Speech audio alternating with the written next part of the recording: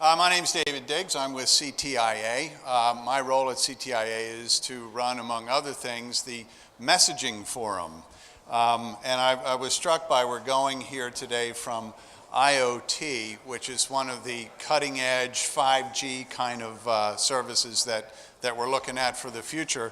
And in contrast, we're going back to the 2G world of SMS text messaging, and we're going to talk about that and why that's still a thing and why some folks showed up here today to talk about that.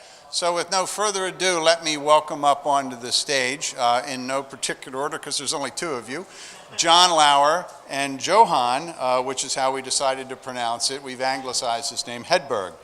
John is the CEO of ZipWhip.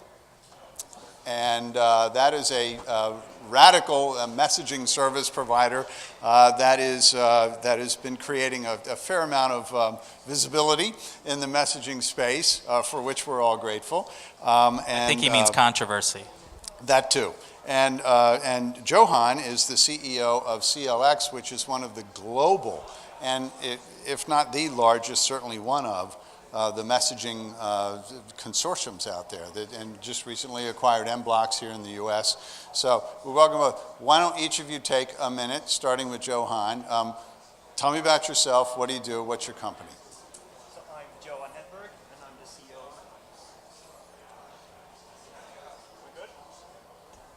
Check, check. Check? Yeah, good. So I'm Johan Hedberg. I'm the CEO and co-founder of CLX Communications. We help enterprises with their application-to-person messaging needs globally. We also help mobile operators to control the value chain. We do that through providing software to mobile operators, and also with best practices on how to implement the messaging services.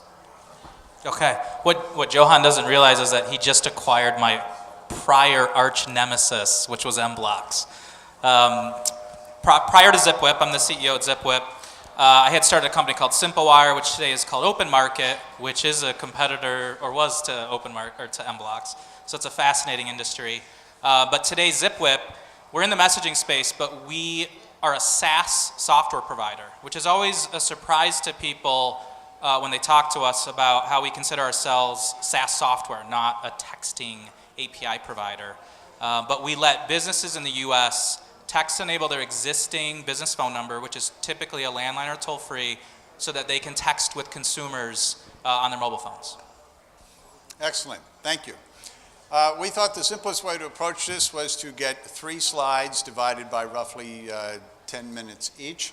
And so we're going to start with the first one, and I will open up with the provocative question of, is the telephone number as we know and love it dead? I would love to start on this one. The answer, I would say, is no, no, no. Emphatically no. And I think if you look at this slide up here, what it's really showing is there's 3 major communication mediums that we all use every day. We use email, we use voice calling, and we use texting. And 2 of those use the phone number as the main identifier. And so the notion that the phone number would just disappear overnight is just, it's asinine, to use a strong word. So no. And I can reflect to how I use my phone number sort of on a personal note. And for all the services that I subscribe to on the internet, I typically use my email address for the low-value services. If it's a high-value service I subscribe to, I use my phone number to identify myself. And I think that's the way it's going to be going forward. For high-value services, you are going to use your phone number because that's a much stronger identity. I think, too, if you kind of look, especially in the SMS column, earlier today there was a company called Zenly that was pitching in the main stage. And so I went to the App Store, installed Zenly because I wanted to try it out, and the first thing it did was ask me what my phone number was. It's using my phone number as an account identifier for a brand new app that has had $35 million in investment put into it. You mentioned maybe earlier you installed Google Allo, and that uses your phone number as the primary identifier. So why is it, or if you look even broadly, if the iPhone is the most revolutionary device ever to befall humanity, it came with a phone number. So as much as this phone number was invented many years ago, it still keeps getting used over and over and over. And one of the other things that I think totally gets taken for granted is that the phone number is portable. If I decide I don't like Google anymore because they read all of my emails and it's a total invasion of privacy, I can't port my gmail.com email address over to Microsoft Outlook, over to like Hotmail or Office 365. You're stuck. There's no portability with email addresses, which is that first column. So although email is a nice, beautiful, open standard, it's voice and messaging where a critically important identifier is portable, and it's the only mediums where the identifier is portable. It actually took acts of Congress, though, to make it portable. So good luck reproducing that. It would take an act of Congress to let you port your gmail.com address, and I don't really see that happening in our lifetime. Those are some of the reasons why the phone number is so portable, or is so beautiful, but I just don't think people consider it that way. And I think also a lot of the other communication that we're seeing on this screen, it brings a value to you as a person. So my son, for example, he would not use the same services I do, but a phone number, it doesn't mean anything to you. So you can use that across all age groups. And I just as a quick and unexpected audience poll, so how many of you have had your mobile number for at least 5 years? Okay, keep your hands up if you had it for 10 years. Okay. Now, let me ask another question, hands down. Let me ask this. How many of you have a mobile number that is completely unrelated to the area code in which you currently live? Okay, thank you. That's the persistence of the value, to my mind, of the phone number as the identifier. And what John and Johan both alluded to was the idea that you can take that with you. So we think that portability and the global availability of it and the harmonization of that is a huge feature with that. So, not dead. All right. No. Another quick interactive poll. Who disagrees with these guys? See, an audience of the faithful. This is awesome. Okay, very good. So I want to, if the phone number is not dead, let's narrow this in a little bit more onto the world of messaging, if we might. We're in Mountain View, I think, so this is the land of all the alternatives, the so-called over-the-tops. WhatsApp gets more ink than anything on the planet, as far as I can tell. How many subscribers do they have? 800 million or something. I think it's 800 million, 600 million. Okay, I thought maybe they more. Crested the B word mark maybe. at this point, Billy. Okay. Is that active? Does that just mean if it's on your phone, They'll say you get that counted folks as that active? used it within the last 60 days or 30 days. My understanding is if it's on your phone, it is checking home every day. Therefore, it's active. Okay. Well, the point I'm driving to is, are the apps, are the over-the-tops taking over the world? Or is there still a little place for good old-fashioned SMS-based technology? And I think the next slide kind of hits on some. I forgot that part. Sean, right? Sean? Is it? Okay. My fault. No, that's it. I'd love to. There you go. Yeah, I think this is so close to my heart here. This whole argument, and I think that this slide kind of helps describe some of it. I think that this slide gets a little bit philosophical, but David and I both love this gentleman, Chetan Sharma, who talks about all of these, the fourth wave, and the wave of voice, and then the wave of messaging, and the wave of data. And I think that messaging has had its own waves. And what I love about this is that I grew up with AOL Instant Messenger, with ICQ, with Yahoo Messenger, with MSN Messenger. And then there was even this app called Trillion. I don't know how many of you guys ever remember it, but that was the desktop age. And what's really weird to me is why don't we still use AOL Instant Messenger on our smartphones today? They got there first. They were the biggest. Why did they disappear? Because if you went back to, let's say, the year 2000 when AOL Instant Messenger was dominant, and I predicted that they will be gone in a few years, you would call me a liar. And so I equally think it's true that if I sat here and predicted that WhatsApp will be gone in 3 years, you will call me a liar. And so that's what is so hard about seeing the future in this market. But if you look at texting today, and what's hard in the US is that CTIA releases data on the usage of SMS, but what you don't get is data from Apple on iMessage traffic. And what I know is for my company, when I text enable a toll-free phone number, it works inside of iMessage.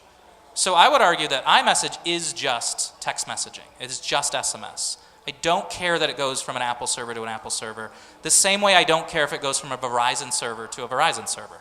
You guys count that as an SMS, but you don't count Apple because Apple won't give you the data. I think if you did, it would show you that text messaging has completely dominated in this market.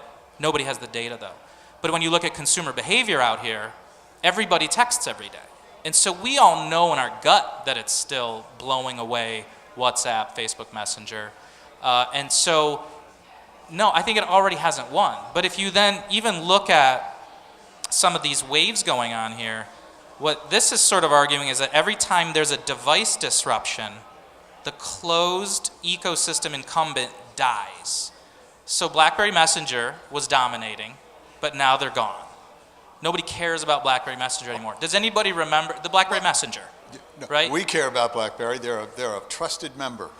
The BlackBerry is a company, love them, but Yes. do consumers use BlackBerry Messenger as a core messaging medium? And then if you look at the disruption then of the iPhone and Android, that didn't really carry forward the other incumbents. But what happens when Alexa, the voice operating system, starts to be in your car and in your refrigerator and in your watch and in your kitchen and in your bedroom? Like it's all this, is it gonna use texting or is it gonna use Facebook Messenger or WhatsApp? Well, Amazon won't help Facebook. But what they'll do is they'll embrace the open ecosystem. And so the argument is that the open ecosystem wins out over time because every wave of disruption kills the closed ecosystem. Yeah, and I think to get, especially there's a difference as well on person to person and application to person in this sense. And a business that will communicate with their customers, they need those closed systems to interoperate in a good way, and they don't do that today. An open system will allow that. So I agree with you, John. I think an open system will survive over time. So why is there, talk to me about why SMS or this messaging in general is so attractive to enterprises that want to stay in touch with their consumers. What are the elements that make messaging so timely, and why are we still talking about messaging here 40 years after it was invented, right? Johan, why don't you go first? Yeah, no, I think the primary value is that every time I get an SMS, I will instantly do this, and I will read it straight away. And it works and comes pre-installed on all the phones globally. I mean, those two factors, it's difficult to beat to communicate with your client base. Yeah, I mean, I think messaging is so ubiquitous, it has achieved the status of water and electricity and air. And so businesses want access to that medium, and they're willing to pay for it. They'll do whatever it takes because it's that available. In fact, I can't think of another communication medium as ubiquitous except for voice calls and email. And so it's just achieved this status that's so beyond anything. Of course, enterprises want to access it, and I think you and I have both built businesses around it, off that notion. So what do we need to do to preserve that? I mean, you're exactly right. I know some of the information in the research indicates that the open rate, the percentage of text messages that get opened, approaches 100%. The time in which those are opened, from when you hear whatever you've got yours set for, ding or the klaxon horn or whatever, the interval between when you hear that go off or see your phone start to dance on the table and when you open that message is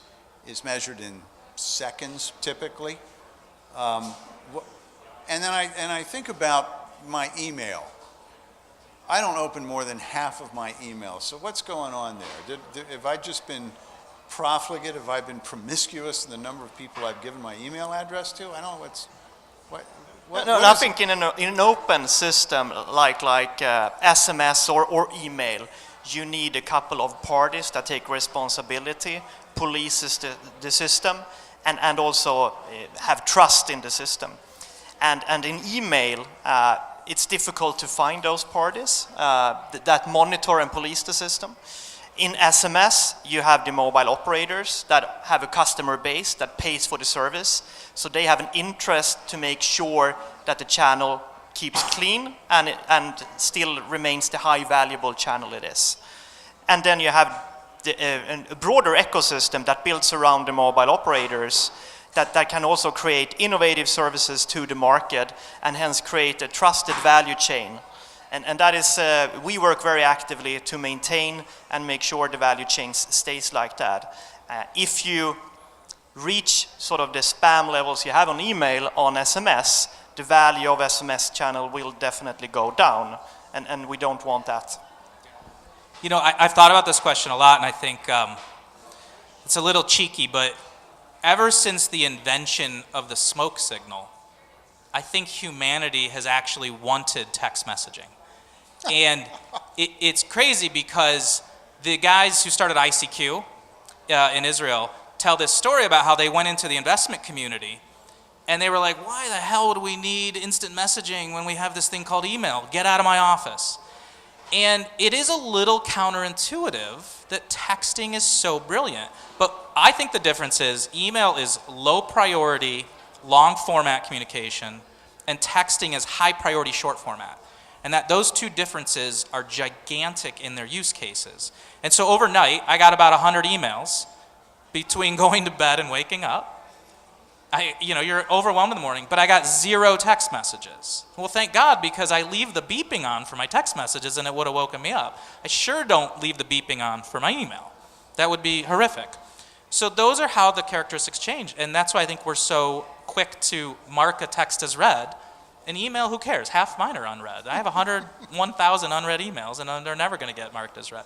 And so I just think it is a magical medium that we have always needed, but we needed all of the technology of today, the wireless networks, the lithium-ion batteries, the screens, the processors. It took so much of humanity's brilliance to coalesce into this brilliant little medium of text messaging. So it is worth every battle out there to make sure that it stays clean and that people like the spammers don't kill the medium, because we're seeing a lot of that battle out today in the US market, but thank God we're still doing a good job. Yeah. That I will take an aside before we go on to what I think should be focused on the future. We have spent a lot of time in CTIA with our member companies and extended even more broadly into the messaging ecosystem. I guess a couple of weeks ago in Las Vegas, we had a meeting. We had about 130 people in the room representing 50 different companies in the messaging ecosystem. That was up from 35 in April and fewer than that in the time before. And we're struggling to preserve the immediacy of the messaging experience, the fact that it is a pristine environment. We're struggling to create availability so that consumers can get the messages that they want without getting a bunch of garbage that they don't want. It has been a colorful and difficult debate, but one I think that we're finally reaching consensus on. Not unanimous, but for the most part, I think we've gone a long way towards getting a set of rules that allow enterprises to communicate with customers in the way that the customer has chosen to get communicated with, while at the same time keeping the onslaught of unwanted, noxious spam out of that stream. I want to turn back. I talked about, we had a meeting, we had our Innovation Council meeting in Half Moon Bay back in May, and John and I sat down, and John said, look, I want to show you something, and it was an intriguing concept that I've since seen a lot of interesting articles written about, the notion that your your messaging client may be to your mobile device, may become to your mobile device what your browser has been to you on your fixed device, your larger one. And so if I can, Sean, I'm going to ask you to put the next slide up here, and we'll talk a little bit about what the vision is of that. Go ahead, John, I'll let you. I think, this is really exciting to me. I think to some degree, when I'm sitting on the couch on a Saturday watching the Science Channel and I want to order up a pizza, what I really want to do is just pull my phone out, text the local pizza place that I like, and just say, large pizza with pepperoni.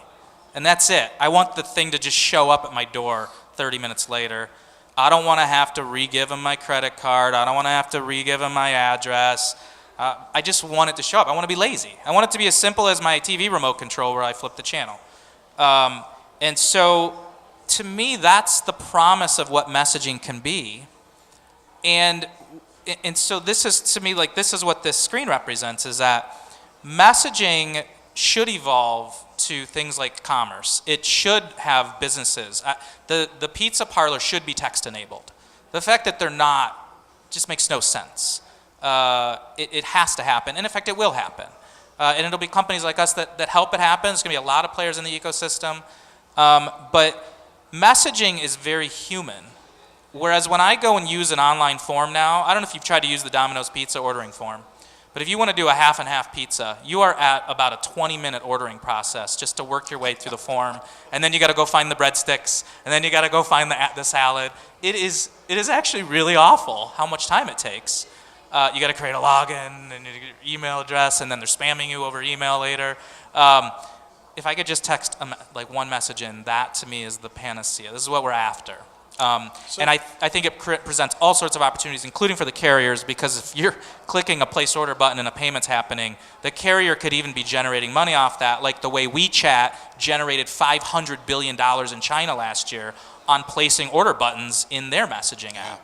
So it's a huge opportunity. So what's at the other end of that? And this takes us down, again, here's this sort of old-timey technology, but when I talk to that pizza place or whatever it may be, am I talking to chatbots? Am I invoking AI?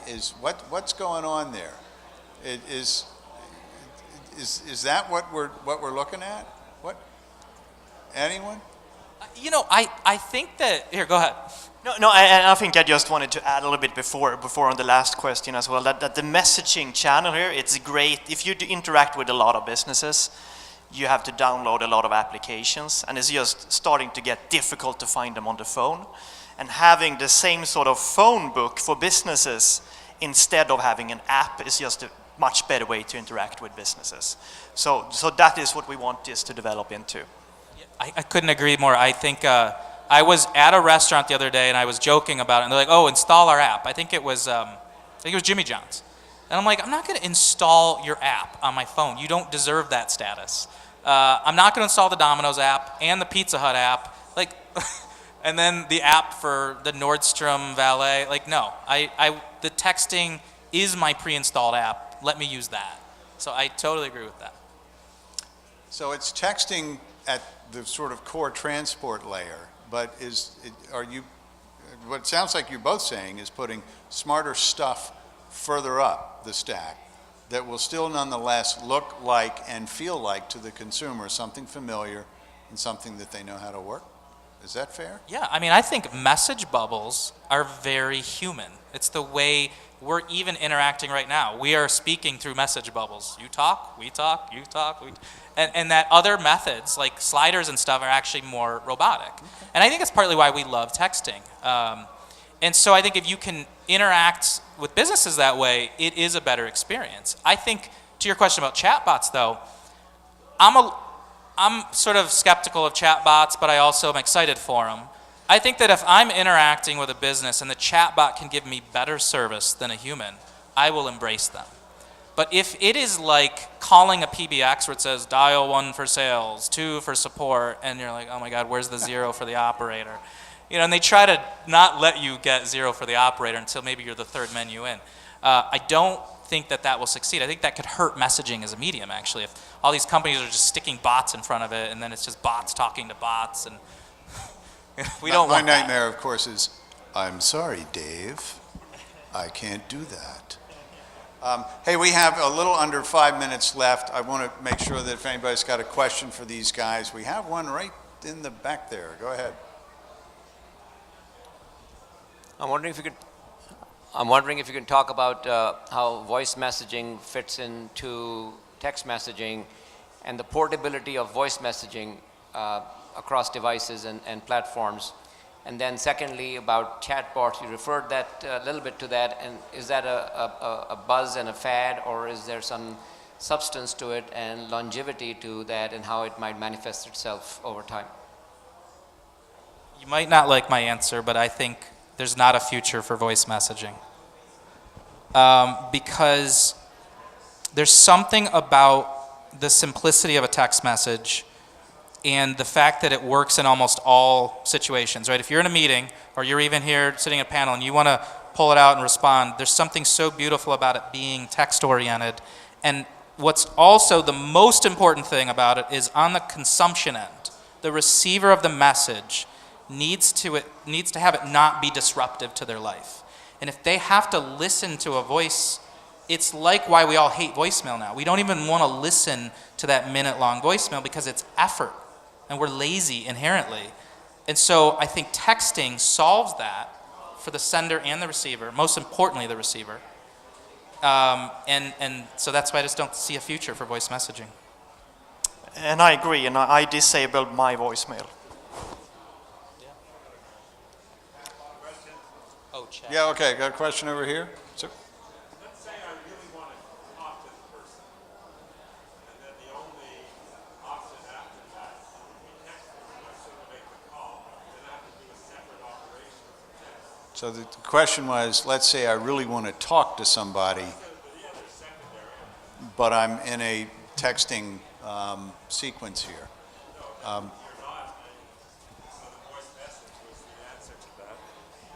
I want to talk to a person first. I don't want to text them. I'd rather talk. But then when I can't talk, the option is to text. But that means a separate operation starting over again. But I think with the richer, we're into this area, with the richer messaging media, you would be able to integrate that as well in the sort of the messaging medium, so you can immediately push a link or a button to actually speak to someone if you're required to do so. That's what we have, something like that. I mean, it's interesting though, because push to talk created Nextel. It was a killer app, but now it's sort of gone in the industry. So there's a little bit of history and evidence from history showing that we did like it, but then there's also evidence showing that we didn't need it or want it. So it's hard to answer the question. I think if we had another open communication medium that was voice messaging, there is possibly a window for it. But there's a lot of history showing us that we didn't need it because other things worked better. Well, it's probably not fair to, but what we do is we say we bring the voice message right into texting automatically, so there's no second operation. Okay. Wait, I got one more in the back here. Oh, chatbot? Oh, yeah, sorry. Fad or? I think I tried a couple of them and I haven't been too impressed so far. I think that technology needs to develop, further for it to be successful. Yeah, I think here's what's interesting. Our largest customer base of our software is car dealerships.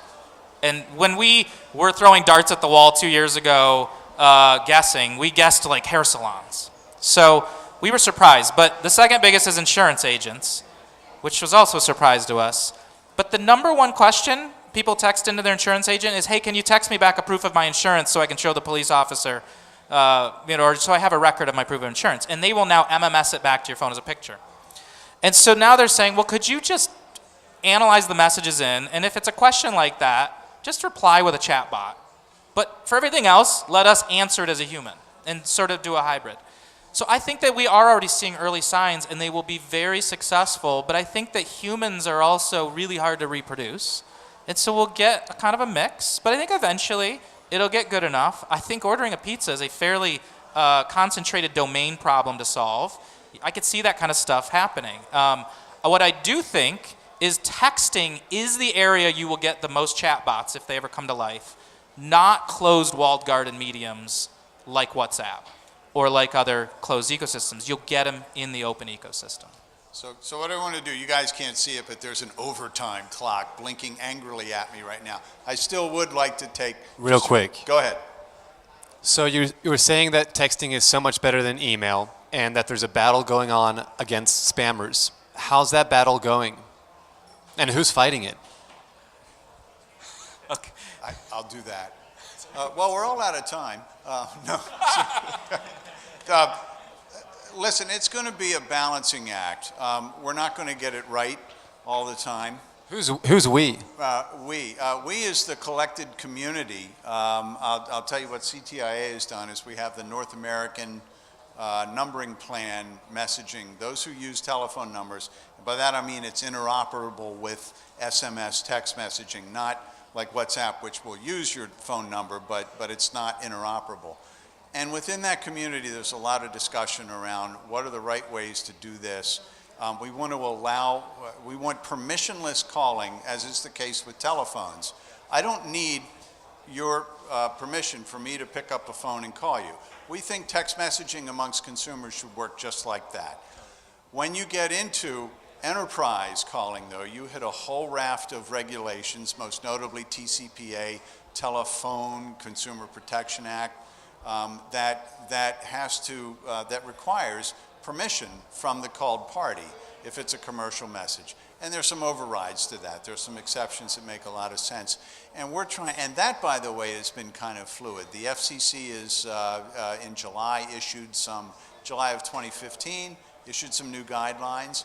Those have been digested imperfectly by the commercial calling community, and there's still a lot of pushing and shoving going on in the regulatory environment there. So it's kind of fluid, but I think the main point that everyone is trying to preserve is the relatively pristine environment. When you get a text message, you're going to know who that came from. With that, as I said, I'm now 3 minutes over. I feel bad. So we're going to quit now, but a big hand for these guys. Thank you so much.